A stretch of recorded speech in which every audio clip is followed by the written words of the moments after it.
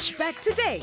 Get 1,000 when you purchase the Bennett Kitchen Scheme and 2,000 cash back when you purchase the Calvinator 550 436-litre stainless steel fridge. Get 1,000 when you purchase the Sinotech 39-inch LED TV and get 1,000 cash back on the KC 4-piece lounge suite. Fully stocked, no deposit option. 24 months to pay with same-day delivery. Only at Lewis. T's and C's apply. Welcome home.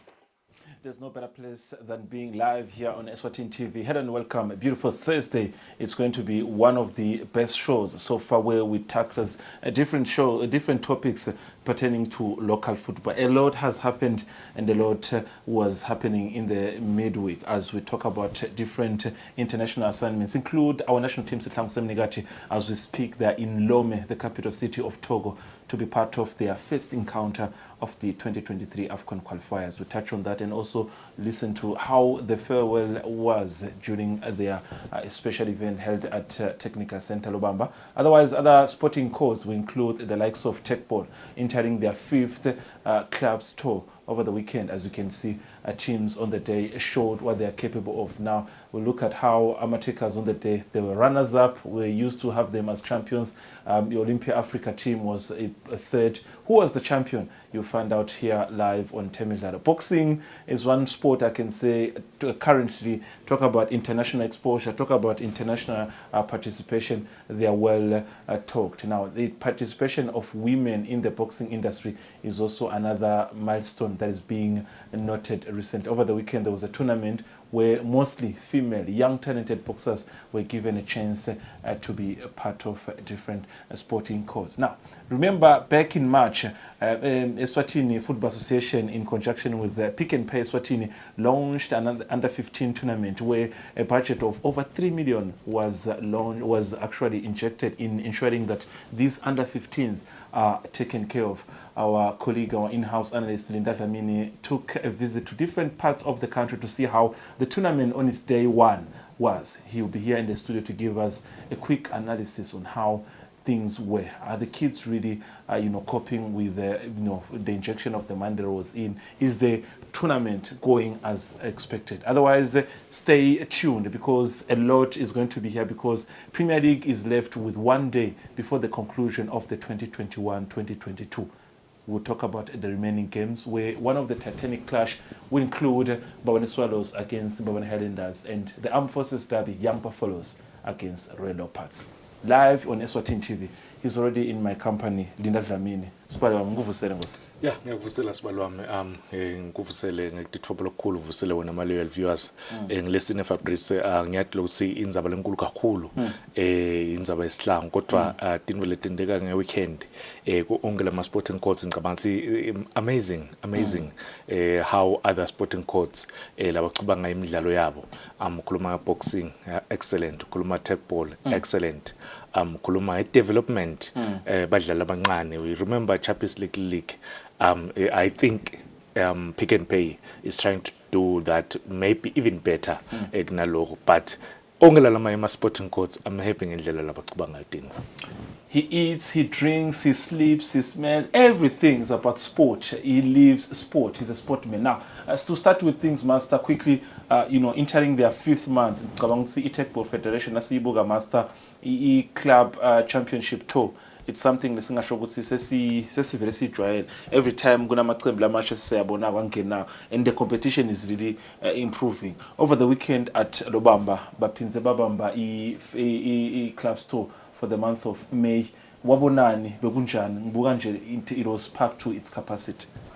Oh yes, club tour yeah beyiqhubekile last weekend. You remember ukuthi this is the tournament ledlala every month end. Le five cards ema teams amaqembu akhona ku tech ball abakhona ama takers abakhona Black Monopoly babakhona the Blues babakhona Olymp Africa babakhona Malkens Vondos Musi Double Classic.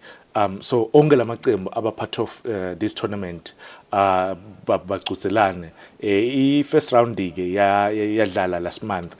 So beqhubeka the second round yema doubles nge weekend lephelile beqhubeka wona. So ama teams la thola ama point lamanengi kakhulu la thola ama point lamanengi kakhulu kule tournament le kuba ngiyo lama champions.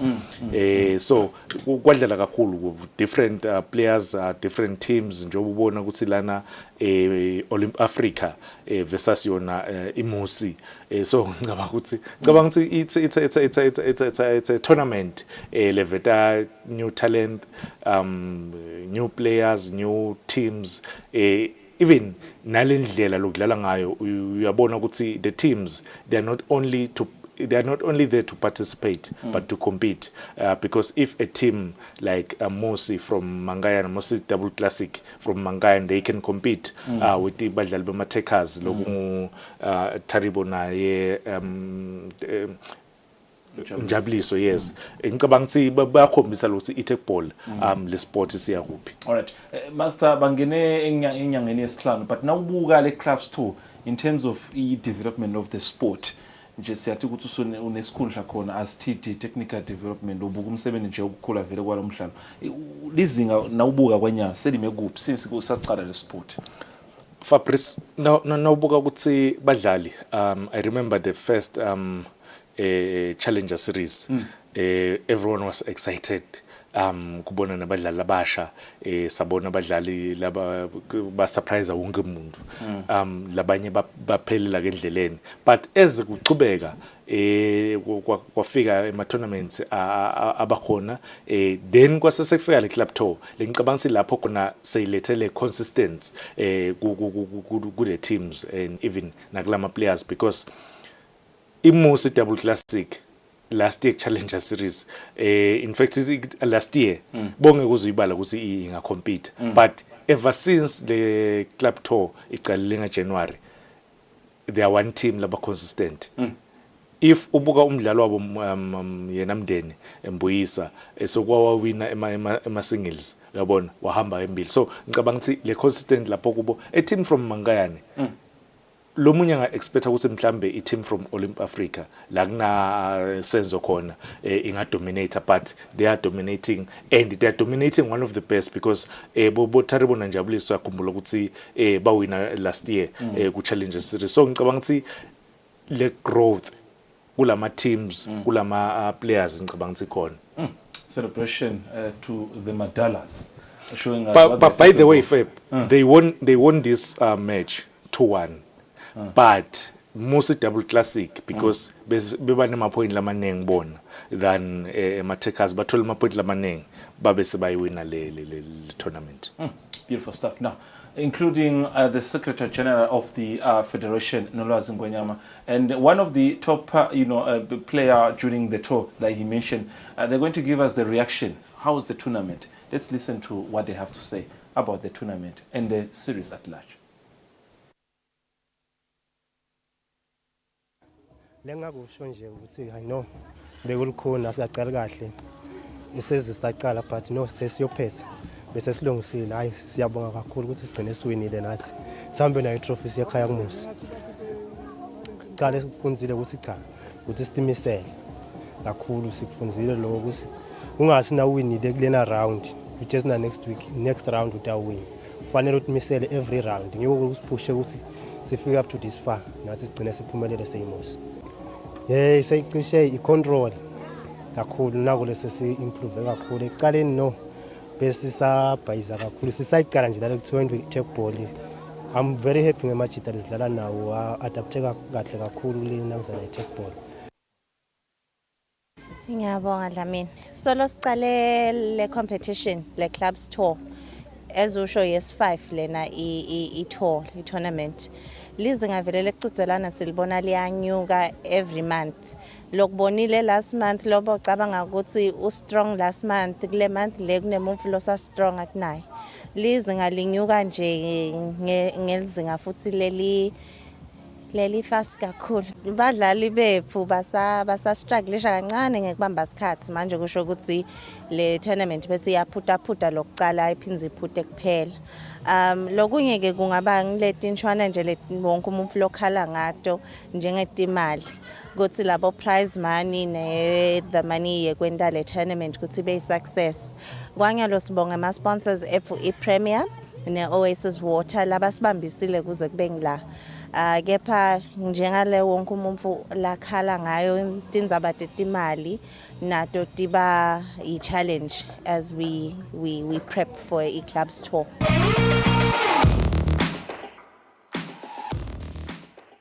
Beautiful stuff from the Secretary General of the Association, Nolazi Ngwenyama, and Mdeni Mbuyisa Nyamuva Lapa Master. Now, if you know Lobamba, that is Olympia Africa. Now, there is Somflor on the other side, where there is a new area called Shisanyama Somflor. That's where the boxing was. So, Master Frutsi Wasuga La Lobamba, Olympia Africa, what's Wangena, straight Somflor, Shisanyama, Begune boxing. There was a big tournament under the women, Shanlight, where the focus in Kabangusiga Kulumasa, Begu Betsin Zabomag, would sing about this in Abomag in Chan. Fabrice uteka yona beqhubeka yona lemidlalo boxing the monthly tournament khona lapha kalobamba shisa ka somhlolo shisa nyama somhlolo shisa nyama laba sponsorisha the monthly tournament yaka boxing beyiqhubeka ke but kakhulu I focus beyigcile kakhulu ukuthi bafuna kunika young boxers I chance ukuthi balwe sabona males very good fight very good fight. I'm impressed the way these boxers labakhomba ukutimisela ngayo. In fact I think they are inspired by yena Thabiso lo qhubeka kwenda kahle, but not only ema males labekalwa la ema females also athola I chance ukuthi abe part of le tournament lena. So I'm happy if young female boxers atawuthola I chance yequtselana yekulwa. Sike sabona Master recently, I think Region 5 Youth Region 5 kukhona lo wasimelela eLesotho abuye ekhaya ne bronze, and I think recently in Mozambique simbonile Terminal Dlamini also abuye ekhaya ne bronze. Ikhona in potential Master kubomag na ubuka siyababuka la on the screen. I can see the fighting spirit, the anger, ngile anger lesinthi le anger of fair play, ayile anger lokufuna kubulala, ngile anger of fair play, but it says a lot about the sport, Master. Listen Feb, listen, if ubuka look at the one who's wearing blue, beku tournament yakhe ekuqala, True, first ever tournament yakhe, and they are both from the same team. I must say. Oh, by the way, let's give credit to Maxwell Ngwenya. He's doing very good job. His team, in fact, most of the ladies, Zebra Force, most of the ladies are coming with his team. So I must say I'm impressed. But this fight, Fabrice, the one who's wearing a white vest, Lena Black, Uchinyiswa Thabiso, and Thabiso, our national team. Our national team boxer. Yes. And we are mbona ukuthi uyalalela coach because go very key ka boxing ukuthi umlalele coach lengicabanga ukuthi if atawuqhubeka nekulalela nekutimisela is going far. Otherwise sabona i-tournament lemnanzi lenhle kakhulu. I was happy bese kungasahambeki lapha bese ngishaya isikhathi bese kungasahambeki. Buka everything is going accordingly mas nangibuka. It's a beautiful fight. Look at the ref. The ref is a legend, Kitso Shongwe. And it says he's not there only as a ref, as a person who is boxing. If I can assist maybe in terms of technique and everything, I'm there as a ref, but as a legend as well, Kitso Shongwe. But it says a lot about the sport. This is a situation where Sivega Kulu, the boxers, but I would say at least every month we a competition. And I think the association has been doing so since every month by a tournament, if it's not twice a month. Remember nabangena office le executive le khona le holongwe president website Kele ubasho ukuthi bafuna ukubisela sibhakele banvini nababisela sibhakele banvini bafuna ukuthi nalabantu bachubeke basithanze sibhakela abantu sebasithanza sibhakela and bongababona labantu bakhona lapha eshisa nyama Fabrice the way bacherisha ngayo yona lama boxers another way nje ubona lusiba entertained yes the ladies look at that them not Fabrice if you are an international boxer we have to prove it lapha ringing yes and our international boxer. Yes, is she the number one female currently? Yes. This one. Yes. Ngajabula the way because ekuqaleni bekasaqala kunika ichance yena Lucia bekaqala kumnika ichance Lucia the one who's wearing white vest bekafuna kumnika ichance ukuthi ake atina pick up but ku second round waseso approve temnotho wamshishimeta ngicabanga ukuthi ngiko lokhu lokwabe sekubakhi kakhulu but nakhona from the same team yakhe le coach nguye is Zebra Force. She's a medalist, Temnotho Dlamini, and she recently got a bronze medal in the recent tournament that was held in Mozambique, where alongside the likes of Zweli and Tabiso, they return home with medals. Now, alongside the president, Webster Lukere, what do they have to say about the tournament and mostly the involvement of women boxing in the country? Uyadlala but ukuthi unale punch lenkulu yabo mangashaya since punch yakhe mhlambe ngaba ngiloko lokungidlaliseka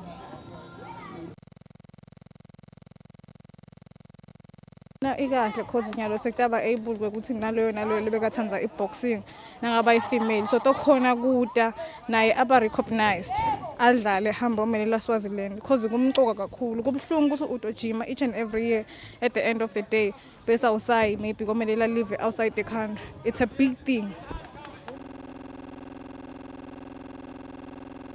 Le response akusiyo ngalendlela bengiyibheke ngayo but it is getting there because lokufike bese kuyamotivate ukuthi lama baphumile lengaphandle bayabona lokuthi khona lebabuya nako so nalabanye bebasolo basabo nabo batawuphatheka and lengicela kukusho because sibhakela nyalo as much as amateur boxing lo president lo musha uma uhambile wayodlala kuma world championships njengalokhu bekudlalwa nje eBuboteki uma uthole ibronze wathola ibronze uya kunemali lengumkomelo le about 450,000 wathola isilver it's about 750,000 wathola ligolide it's about 1.5 million so umuntu akabone lo ukuthi if angadimisela ngesibhakela ngekuthola nje ibronze athole 450 impilo angayicala kabusha akukhona ukuthi lokhu kudimisela nje sibhakela ngilesinye sport cishe lesilandzela ibhola in terms of this singakhona kubalethela lekusasa labo labazidlalako.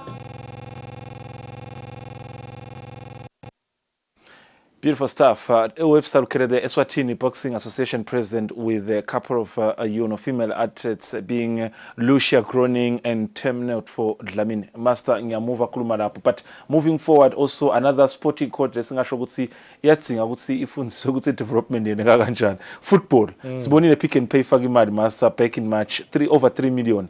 Ukuthi kudlalo in series. 2.4 million. 2.4 million. Yes. Sorry, 2.4 million. 2.4 million. Sorry about that. Now, over the weekend, it's Khalil official.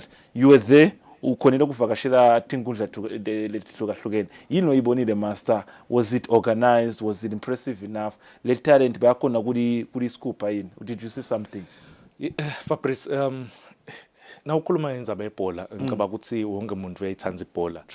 But these young boys badzinga kunakekelwa basesebancane. Ngicabanga ukuthi i-tournament bebayidzinga vele kakhulu ukuthi bahlangane badlale nga February earlier this year. Ngithi masikuphi lapha? Prince of Wales. Prince of Wales, yes.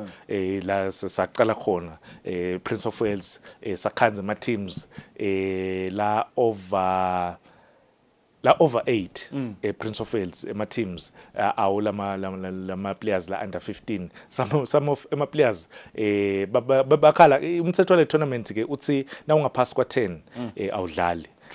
Because utawudibana nemlona 15 nganona 10 akulimate bese soyabona but ke engqondweni yami bengithi ababanike badlale because mina ngidaba nga 18 ngidawudlala nawo na 35 so why not ngingadlali so kuletinye indzawo ngeva sebashaya incingo ukuthi no bayekeleni badlale abadlale bajabule because 15 and 10 akusi there's no much difference between labadlali but otherwise I'm helping antennas yabo badlali na ma teams around Eswatini because konke la kunetitolo khona taka Pick and Pay le tournament ikhona la sesize Swazi National kamanzi Mathapha yes iceleni kwase Uniswa so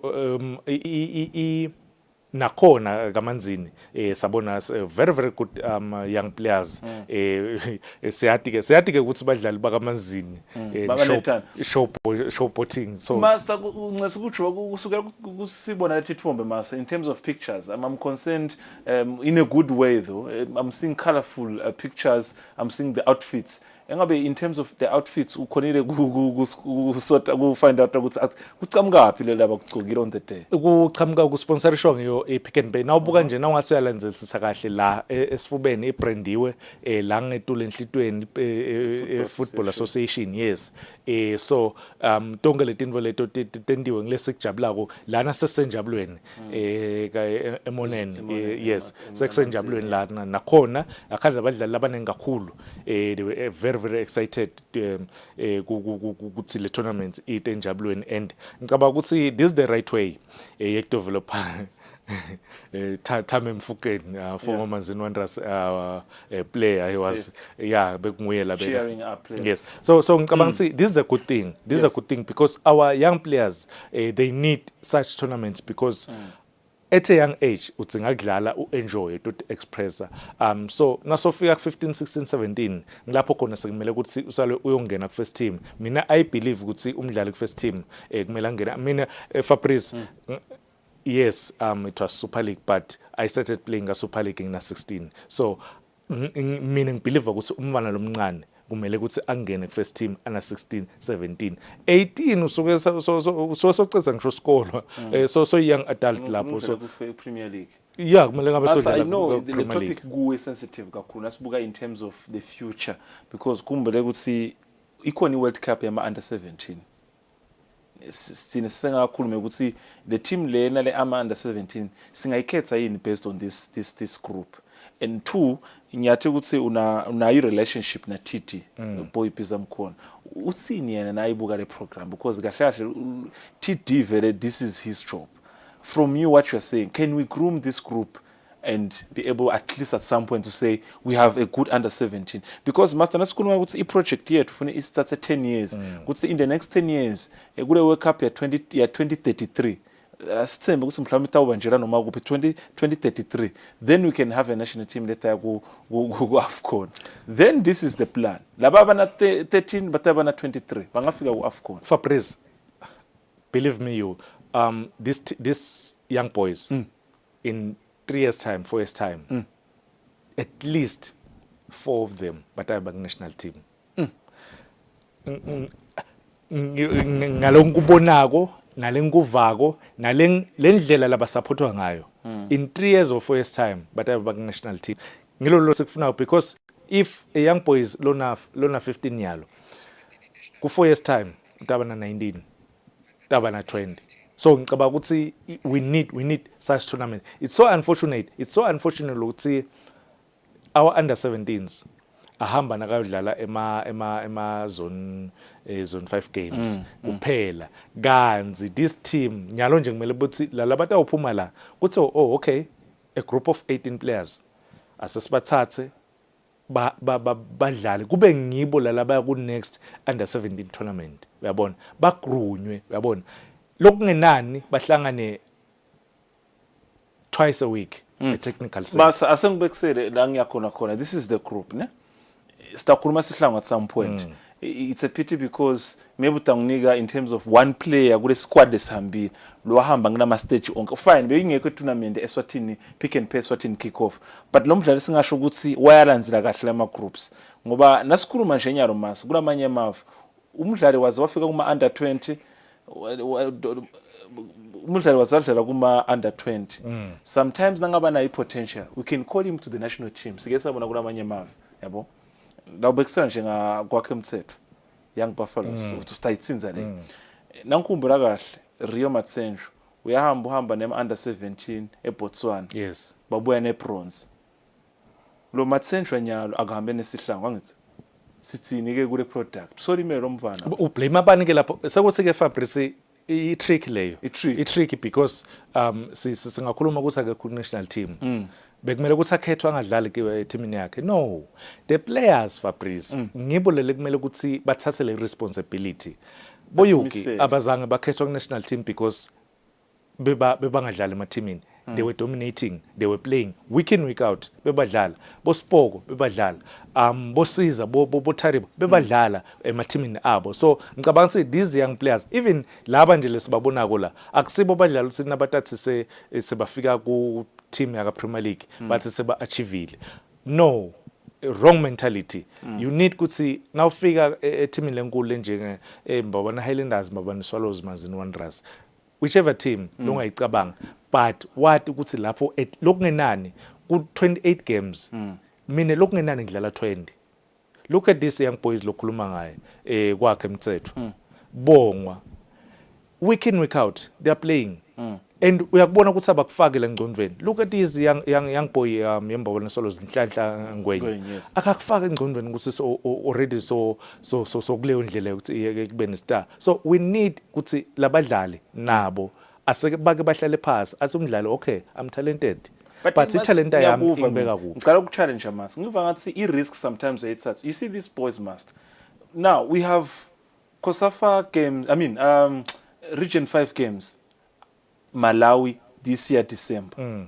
sithe i-league yama under 17 currently ungathatha risk uthathe bamvana la uba mix eMalawi kuma under 17 just for the exposure and then hope that Fabrice, next year Fabrice nakubanjelwa eAngola ngathi next year seAngola kuphinzwa mikisi ngile ngikusho ngithi mina these young players if bekuya ngami lalabantu awuphuma la lokungenani 18 wabo bathathe kuthi nakune tournament yama under 17 Malawi engineer Malawi hambisa bona next year Angola bahambisa bona futhi utang 3 years in 3 years time labadlali labantu because bataba understanda kuyodlala ngaphandle bataba understanda ukuthi kusho ukuthini idlalele i-national team so ngicabanga ukuthi nabo labadlali because lolo munye utahamba eka eMalawi ngaDecember abuya ngasatsinzeki la kumbulala we need ukuthi labadlali kuhlangabetana it's so unfortunate ukuthi ukuthi tonke letindzawo lengitihambile mina munye khoshile ngimbonile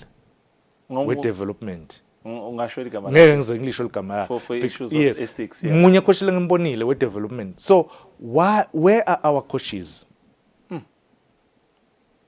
it's a concern now before we move on I want to take a few interviews but give me an example of a player that we currently have ku national team lo hambela ama stages lo player lo seTogo nya lesikulu Olo sethoka unfortunately bengifuna ukumention Figueredo but udlala ema playoffs eSouth Africa but uhambile ama stages cishe onke lama stages wahambile proper development proper we must be proud he scored last game Yes, for his team. Yes, no, for his team kuma playoffs. Yes. The So playoffs, ngicabanga ukuthi sikumele sicinye ngaye. There are some players ukhuluma ngaye kwakhe is young, Usakhulu, yes.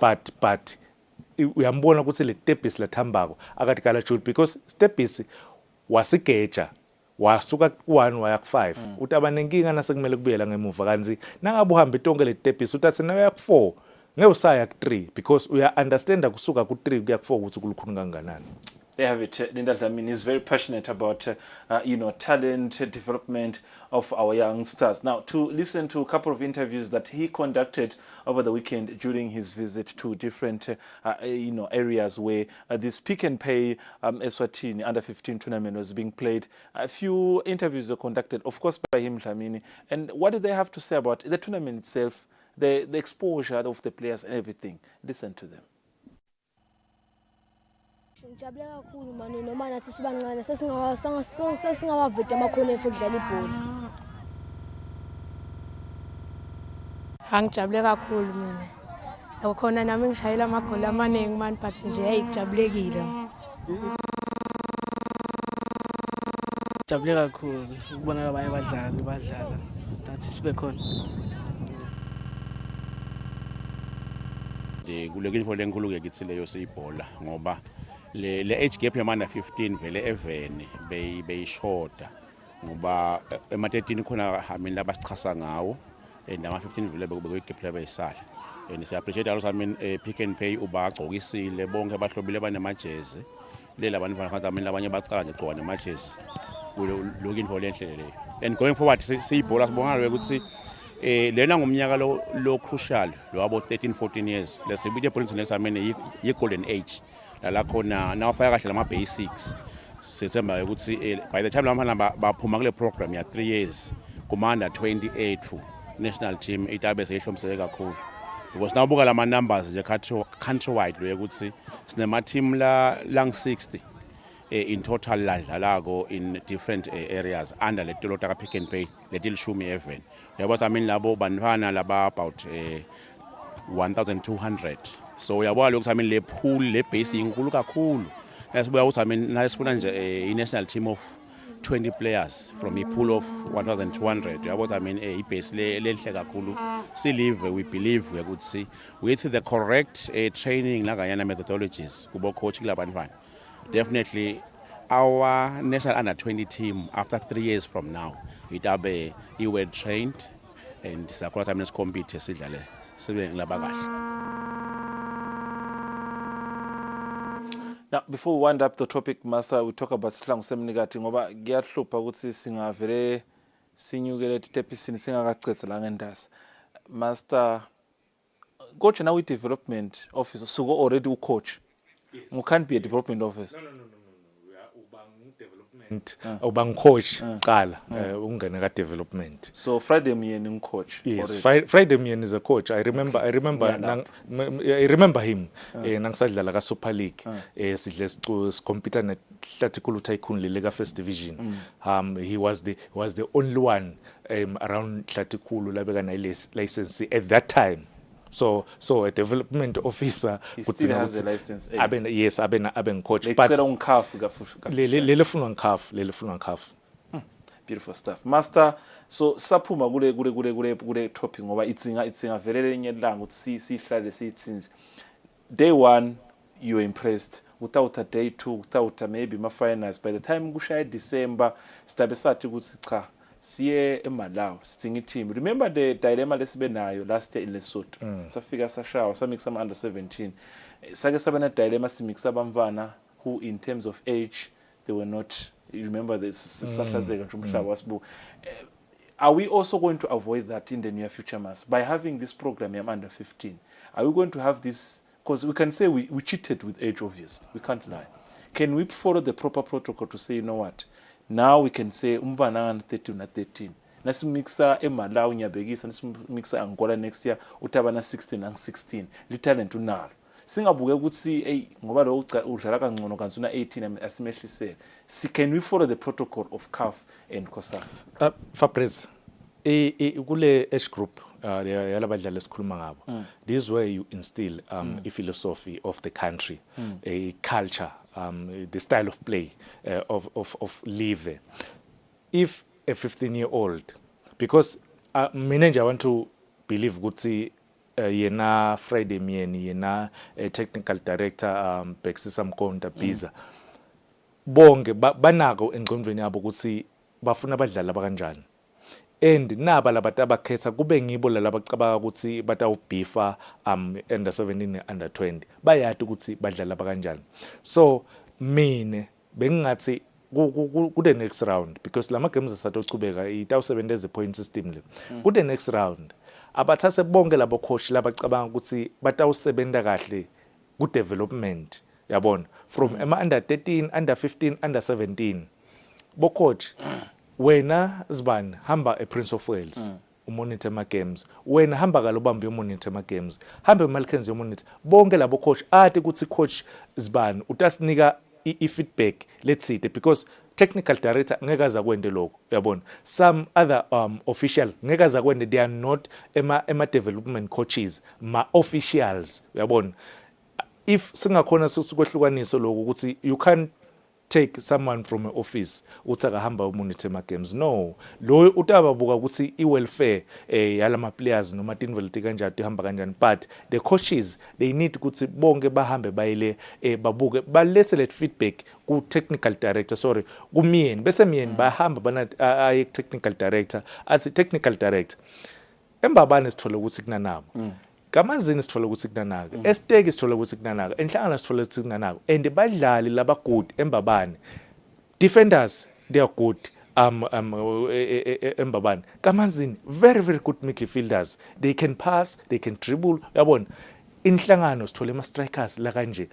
Kuyabuya ke le team seyiyahlangana. Banalabo coach. Yabona lenvo. So ngicabanga ukuthi if lenvo bangakhona ukuthi it's not easy but good doable. If bangakhona ukuthi bahambise ngalegaba tize kwehlele lephasi singakhona silive ukuthi sithuthuka. I'm answered. Next time sidabuka indaba yokuthi engabe after the field of play bayanakeka yini labamfana, because labanye baye bathi lo msebenzi lomnengi wendeka even after the field. How is the child taken care of after the field? But that's the story for another day when they get into the round 2 of this Pick and Pay under 15 tournament. A very very much appreciation, congratulations of course for Football Association and Pick and Pay for organizing such a beautiful thing. We still need these talented youngsters. Now moving on, you cannot be a star if you have not been a youngster. Moving on, we're moving to the national team.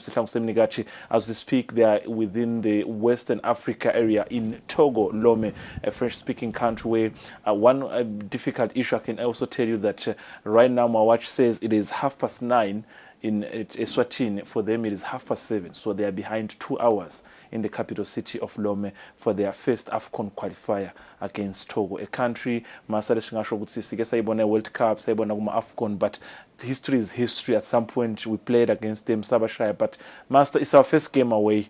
The squad we took, we look at, yes, the farewell, the pictures are there, but we look at the squad we took. Are you happy with the squad that went to, see Togo? Because sometimes not see media master, sometimes you see mind game, see see Gunjan, Mboni headline, it's Togo coach says Sihlangu dangerous. Angat noma uzama ukushare amaswati ukuthi abe confident ukuthi no are dangerous. When as an analyst master for over 10-15 years, are you happy with this squad? Fabrice, good to move along, I say 100% happy, but good these players, because now ubuka ukuthi ku league badlali best performing players bobani. Now ubuka ku defense, ubuka ku midfield, ubuka ku strikers, uqale ku goalkeeper. Yes, so unfortunately uthi walimala. Yes. So vele bekangkhanya ke is doing very well for yona imbabana Highlanders.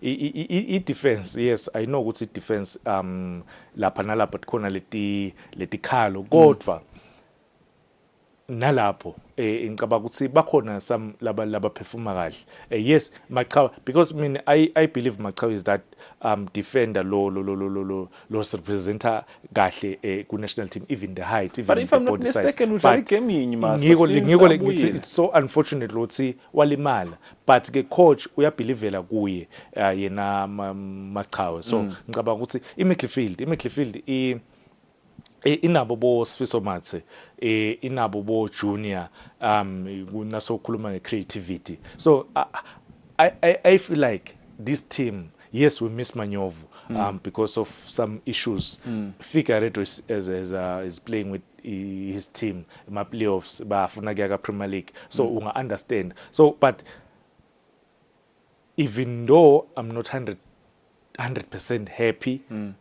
I'm 75 happy with this team. Okay, the two players you touched on, Mas. I want to, before I listen to the interviews during the farewell, including the minister, we saw the preliminary round. I think it was Sudan. We played against Sudan. The two names you mentioned, they were very crucial in that game.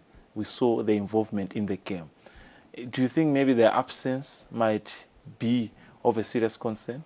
At some point, I will ask you maybe just to give me your proper thinking of the lineup, but how much are they going to be missed in that game, especially in Togo? Gakhulu Fabrice ngicabanga ukuthi if now ungathi uyalandelisisa kahle earlier on I was watching Mozambique and Rwanda lephele nga 1-1 nangikhumbula kahle ubuka the size of the pitch here FNB ubuka the size of the pitch yase Togo it's likhulu so one anga understand ukuthi tamele vele kusebenzele kakhulu the wingers shosi leli ground liyavuleka uyabona utawuthi ngabani labatha khona kuswitcha iplay ukuthi bafake emawingeni tawuthi ukuthi emawingers agijime akhona kubuyisa ibhola ekhathe groundini who are those wingers if Manyova akekho if Figueiredo akekho I'm worried. All right, hold it on there, Master. You give me your probably the wingers that he might use based on the squad he's left with. I want us to listen to a couple of interviews first. The Minister for Sports, Harris Bulunga, the FA President, the coach and the captain. What do they have to say? Minister urged the country just to support Mr. Dominic the same way they supported him when he was still the coach of the national team. Kule up and down leke yabakhona asibadlali ku national team ngicabanga ukuthi ayikasi affect kakhulu because vele umsebenzi wethu thina dlala ibhola so nangabe naloku bekwendeka bekusolo kuyibhola thina besolo siyibambe khona because we were training here sithi nasifika nakhona le mathimi la siya khona sifike sijime solo bekusolo kuyinto yini so angicabanga ukuthi khona la ngasi affect khona because solo ibhola naliyo le yenda siqiniseko sokuthi yadihlangabetha thithi ngote badlali temihla ngemihla sisalungiselela kusede nje umdlalo kwakhala ukuthi yathi mina ngilele ngilambile kangambathi kahle ngicishe ngafa amakati lokho asikuthathi kalula kukhulu kithi ngobe nasibasebenzisa ngalo sifuna sibasebenzise inhlitiyo netingcondo zabo tingileti relaxile batokhona ukusinika lokho lesikudzingile silungiselele minister imalungiselelo ahambe kahle lokusijabulise kakhulu kuma preparations ethu i-commitment yabo badlali lenye selithemba kithi thina technical so sibheke phambili nje sinelithemba lelikhulu lokuthi bayawusebenza lesiye sikwende ke minister singeke sithembise lokukhulu kepha noma ngangiphi game lesingena kuyo sifike sitimisele thina bese uyasho lo 90 minutes lokuthi ukutimisela kwethu kube ngilokunetisa kweni nalethogo ke minister safike sende njalo ngibuye ku coach ne team yakho siyabonga coach ne team yakho sibonile ukuthi preparation ama preparations ahambe kahle normally kuletinye isikhathi ke khala ukuthi oh no isikhathi sekupreparation sibe sincane but ke this time sine advantage the time was enough plus nalokuthi the league lesikuyo bese competitive so ke lama players in terms of fitness and everything asacisha 100%. Ngiyacabanga lokuthi kude longakhala ngako in terms of ne team yakho in terms of preparation sililo obviously kwentile loku enough lokuthi nibe prepared and kudlalwe ke la siya khona ema players ke nami ngewabonile because kube nema practice match lamabili And then in terms of lama practice matches, it's so much buga sakhanza ukuthi no response from the players is very very good.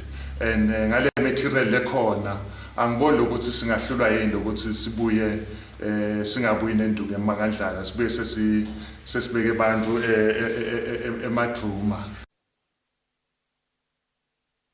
I therefore urge the captain, Lindo, and all of you as players to guard against division and unhealthy small camps within yourselves. There is a very competitive league, let's say climax now. Don't bring grudges from teams into this situation. Okay, here we are just one team. This will not help anyone and instead will only lead to one outcome, which is failure.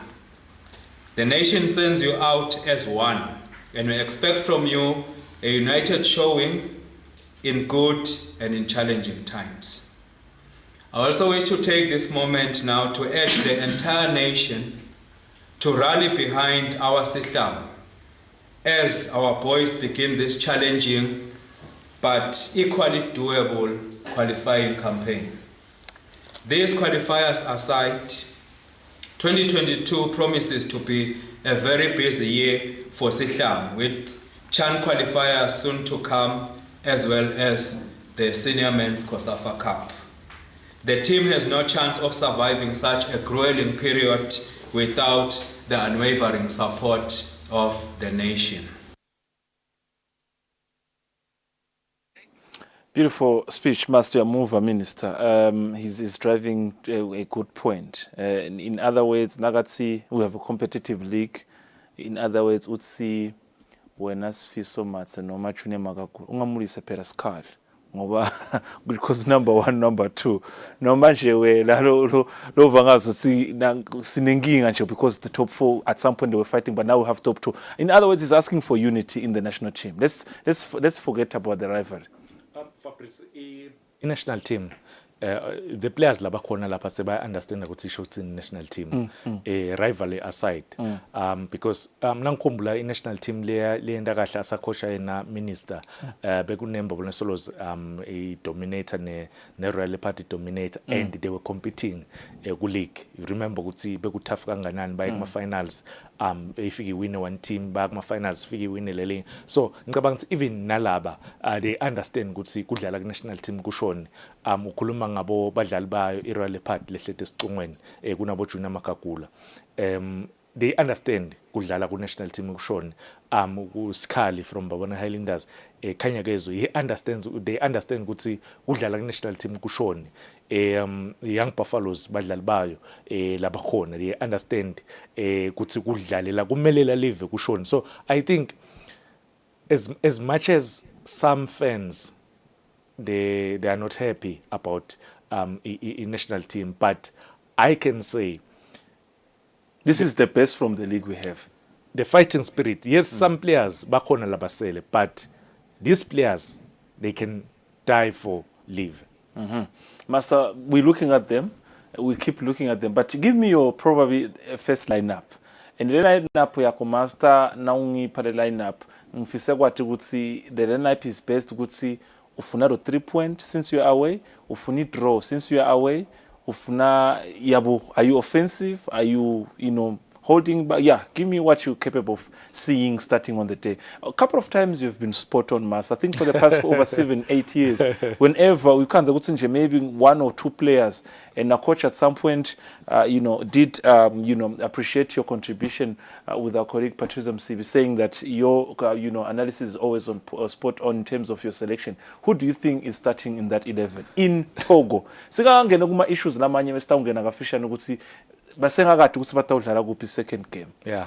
Rumors has it's FNB, but awusinike 11 Master. No, so yodlala FNB. Confirm. Yes, because kumele ngabe iBurkina Faso se kumele yadi ukuthi kudlalelwa kuphi about days before le game. But go back to yona uthini minister ku Saviola lapha. Yeah, kuphathisa nje Fabrice badlala ukubatshela bakhuthata and ke luckily some of them incumbi yabo bakhochile so ngicabanga ukuthi ngiloko nje kukhuluma but otherwise the lineup lengicabanga ukuthi coach angayifaka neyami mina ngcondweni yami lengingayifisa but at the end of the day coach Dominic ne technical team yakhe kuneyabo labantu ayifaka sande nezomathabela utoyicala epalini.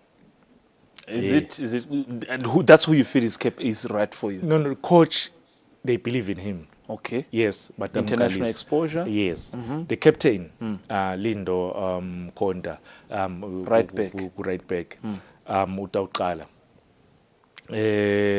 kwakhe utawuqala still Young Buffalo. So we've got 2 players from Young Buffaloes, 1 from Boneswaros. Singayilapho but 3-2 yes usketsele yes. Centrally ubelivela kakhulu kuSihlangu coach kuSihlangu Mkhwanazi. Yes. Still we're coming back to Young Buffalo. Centrally ubelieve kakhulu mine bengingathi yena Silanga ngampartnerisha namachawe even though kunema concern ngekuba match fit. Yes, ifitness yakhe. Sicela kwamba nawe master Mathabela kwakhe Lindo Sihlangu shota munya la Machawe.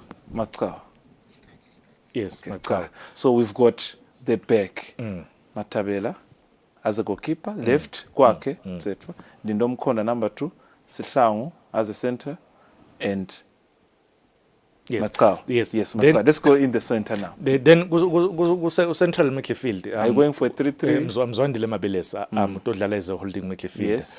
Sfiso Mas utodlala as number 8. Yes. Then Junior Makakulu utodlala as number 10. Okay. One wing kule game le itawuphulwa because nangibuka natural wing alekhona lapha nangibuka because akekho Figueroa akekho Manyovu. Yes, batawudlalisa saviola le game utayiqala le game lena saviola ngaphambili ayiqale naSikhali then na order.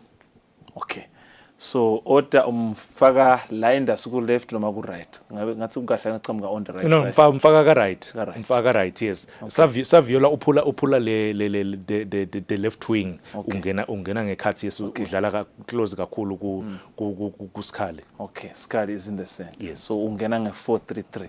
It's a 4-3-3. Okay, asiphinze una goalkeeper Mathabela, una number 3 kwakhe una Lindo, una Sihlangu, una Machawe, una Sfiso, una Mapeleza, una Junior, una Order, una Saviola, una Sikhali. Yes. Okay, we quickly 2 minutes, 30 seconds before we leave. Your substitution, if you had to make a change, who you might bring in? If nangabe khona lokonakela ufuna when change. So ukuthi Fabrice share game kusihamba njani? Yes, igame ihamba kanjani otherwise vele gaca ukhona. Okay. Ubelivela kuye kakhulu nasafuna kubuyisa igame. Sacrifice one then ubuyise gaca then wakhasela depending ukuthi wena le game ikhambela kanjani. Ufuna yini kule lineup yakho master? Ufuna a complete win, ufuna draw away, what do you want? Fabrice this is the first game. This is the first game. A draw away. Or maybe if sidlale kahle I win, but lose no, unacceptable. All right, more details of course on Monday when he's going to be here in the studio. I mean, the same lineup he's talking about, he's going to give us more details. By Monday, during Libhola Eswatini, we will have the results, of course, of the first game they will have played. We'll be building up to the second game, of course, on Tuesday against Burkina Faso. Now, moving on, the MTN Premier League is left with 1 day. Just to let you know that the games will be proceeding this coming weekend. Only the top 4 teams, which are the teams that have got most of the players within the national teams, will be playing the other weekend, which is the weekend of the 12th. Otherwise, this coming weekend, Master, the title is going to be decided on the weekend, Mhlaga 12. Master, let's look at match 30, day 30, last day. Seabeds Milling Hospice, Ubonani, Master. Hotspurs babona yini bathola 3 points on the day. Yes, Hotspurs iyafuna ku survive ku relegation because nabo abekho safe if still khamba lo 4 teams, but Manzinsipets ngicabanga ukuthi sebakhonile ukuthi babuye ba recover so lokufike yena agcina nginika yona eManzinsipets. Rangers Vovo yasithusi Rangers nayifika but team bathi hambeka atehambele kahle nyaka. Things are kubukeka ti ngahambele kahle nayo iVovo. So le game lena itaba tricky kakhulu. Rangers they are fighting for their lives, so ngicabanga ukuthi iRangers they win. All right, Green Mamba Manzini Wanderers they're in the middle of the table, nothing much. Tambuti Tinyos Tinyos already relegated.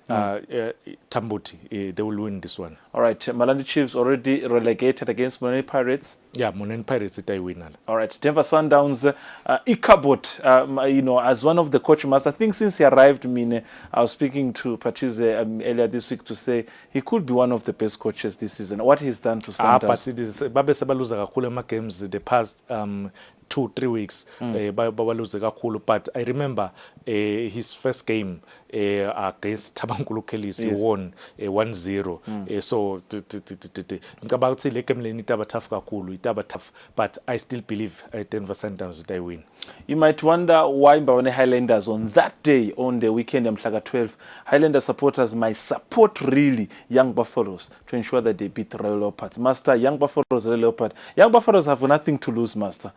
Bona kuthatha 3 points kukamthatha. I think it's the rivalry of the armed forces. Do you think they can win the game? Tough kakhulu Fabrice, tough kakhulu.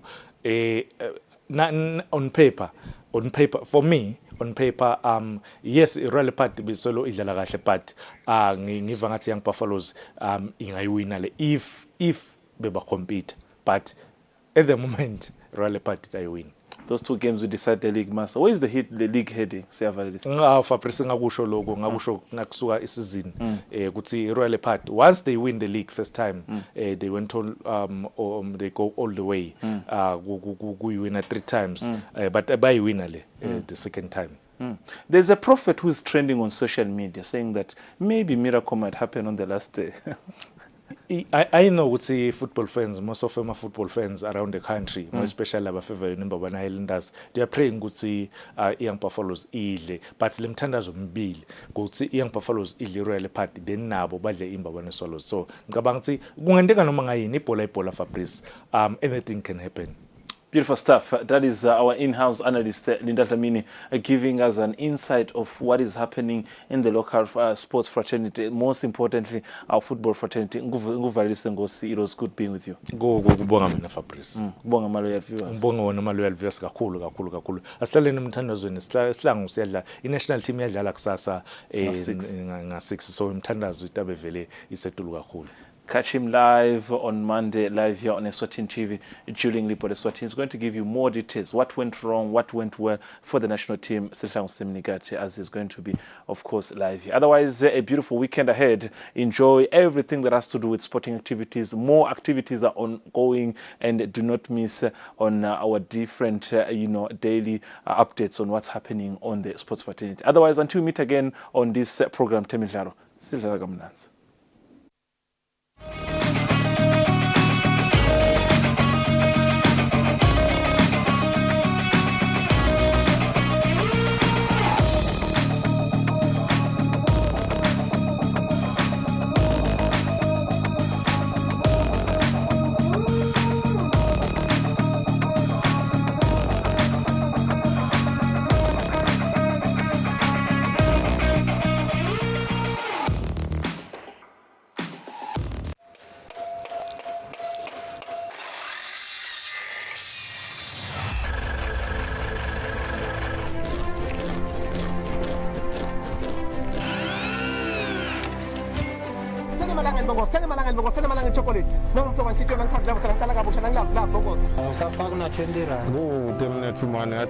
Lokhu ifithethekile ukusebenzisa utakhonza uphila ubeke isingwa etafuleni. Mina sengimelele umngane wami bese siyahamba sophanda. Shemu ngichashe maye mahle ebonile. Ngafuna ukuthi le project ingawa ngikhona nami ngoba angisiyo umuntu othandza ukuthi info ingafa ngikhona. Kule life lesiyakiyo umuntu ngangemuntu kuyafuna at least abe nawo 3 skills in life.